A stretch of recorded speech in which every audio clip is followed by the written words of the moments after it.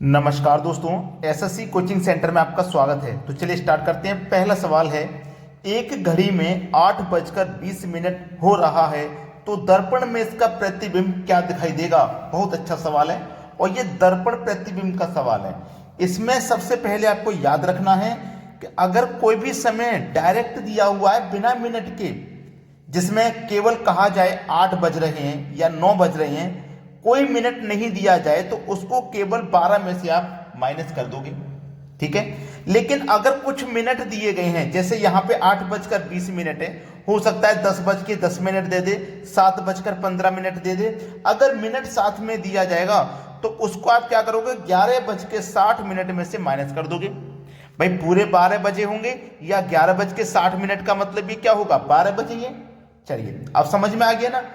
अब हमें क्या करना है, 8:20 हो रहा है तो ये मिनट वाला है, तो 11:60 में से इसको माइनस कर देंगे। 11:60 में से क्या कर देंगे, माइनस किसको, 8:20 को। अब 60 में से 20 जाएगा तो 40, 11 में से 8 जाएगा 3, और यह आपका 3:40 हो गया। बोला गया था प्रश्न में, दर्पण में इसका प्रतिबिंब क्या दिखाई देगा, 3:40 दिखाई देगा। ये आपका आंसर है बी ऑप्शन।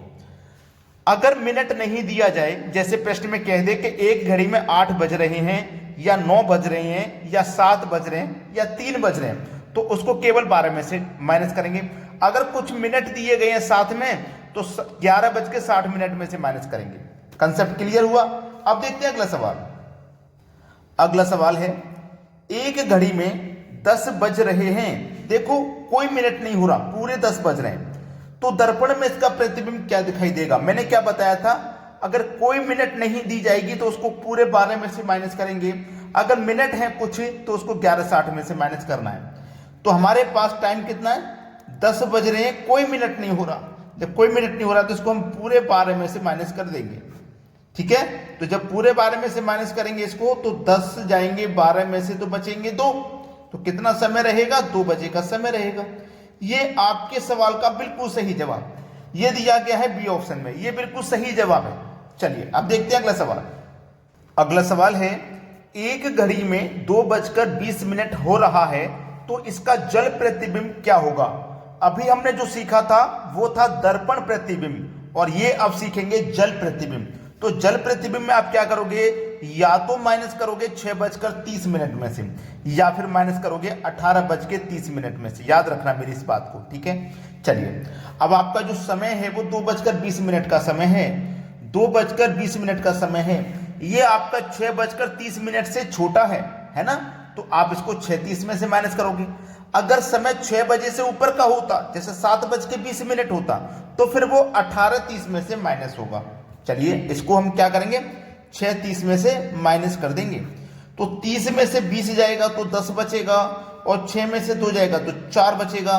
बस हो गया आपका आंसर, 4:10। पहला ऑप्शन प्रश्न का बिल्कुल सही जवाब है। अब देखते हैं अगला सवाल। अगला प्रश्न है, एक घड़ी में 12:20 हो रहा है तो इसका जल प्रतिबिंब क्या होगा। मैंने क्या बताया जल प्रतिबिंब के लिए, या तो आप 6:30 में से माइनस करोगे या फिर 18:30 में से माइनस करोगे, यही तो मैंने बताया। अब समय दिया गया है 12:20 का, तो ये 6:30 से तो बड़ा है, इसमें से तो माइनस होगा नहीं, तो फिर 18:30 में से ये माइनस होगा। 18:30 में से माइनस करेंगे, ठीक है। 18:30 में से माइनस कर दो, 30 में से 20 जाएगा, 10 बचेगा, ठीक है, और 18 में से 12 जाएगा, 6 बचेगा। तो समय कितना रहेगा, 6:10 का समय रहेगा। ये आपका आंसर हुआ 6:10, पहला ऑप्शन। अब जिन बच्चों की समझ में नहीं आया है वो कमेंट करें और मेरी पूरी बात सुने। जिन बच्चों के दिमाग में ये डाउट है कि अगर हमारा समय 12 बजे से ऊपर दिया जाएगा, जो रेलवे का टाइम होता है, जैसे 13 बजते हैं, 14 बजते हैं, उस तरीके से तो 18 से ऊपर भी टाइम चला जाएगा, 19 बजेंगे, 20 बजेंगे, तो हम उसे कैसे माइनस करेंगे। घड़ी में 12 ही घंटे होते हैं, तो 12 से ऊपर टाइमिंग क्वेश्चन में नहीं दिया जाएगा। समझ में आ रही है ना, 12 से ऊपर का टाइमिंग नहीं होगा, तो हर बार हमारा 18:30 में से वो माइनस हो जाएगा। समझ में आया ना। अब देखते हैं अगला सवाल। अगला प्रश्न है, एक घड़ी 1 बजे 1 बार, 2 बजे 2 बार, 3 बजे 3 बार बजती है, तो 24 घंटे में कितनी बार बजेगी। 24 घंटे में पूछा गया है, लेकिन घड़ी में तो 12 ही घंटे होते हैं, तो पहले हम 12 घंटे का निकालेंगे। 1 घंटा, 2, 3, 4, ऐसे ही घड़ी में कितने बजते हैं? 12। तो सबसे पहले हम 12 का निकाल लेते हैं। तो इसको करने का सबसे सरल तरीका है कि इनके बीच का जो अंतर है उसे देखिए, अंतर समान है, एक एक का अंतर है। तो इसको करने का तरीका यही रहता है, जब अंतर समान हो तो first plus last divided by 2, ठीक है। 12 और 1 13 डिवाइड बाई 2, यहां तक क्लियर हो गया, कोई दिक्कत नहीं। जितनी संख्या उतने से गुना करते हैं भाई। अंतर जब समान हो तो first plus last divide by 2, फिर जितनी संख्या उतने से गुना। तो 1 से लेके 12 तक कितनी संख्या? 12 है ना, तो यहां पे 12 से आप गुना कर दोगे। 2 से 12 को घटाओगे 6 बार में, 13 का गुना 6 से करो, 13 6 78, कितना हो जाएगा? 78। तो 1 से लेके 12 बजे तक, यानी कि 12 घंटे में कितनी बार बजेगी? 78 बार बजेगी। जब वो पहले के 12 घंटे में 78 बार बजेगी, तो फिर से 12 घंटे में फिर से 78 बार बजेगी। तो 12 और 12 24 घंटा हो गया। अब ये 12 घंटे का, ये 12 घंटा का, दोनों को जोड़ दोगे 24 घंटे का हो जाएगा, ठीक है। 8 और 8 16 का 6 हासिल लगा 1, 7 और 7 14 हासिल लगा 1 15। तो 24 घंटे में 156 बार बजेगी। यही सभी जवाब हैं, यानी कि बी ऑप्शन। क्लियर हुआ ना सभी को सवाल? कोई समस्या किसी को नहीं होगी।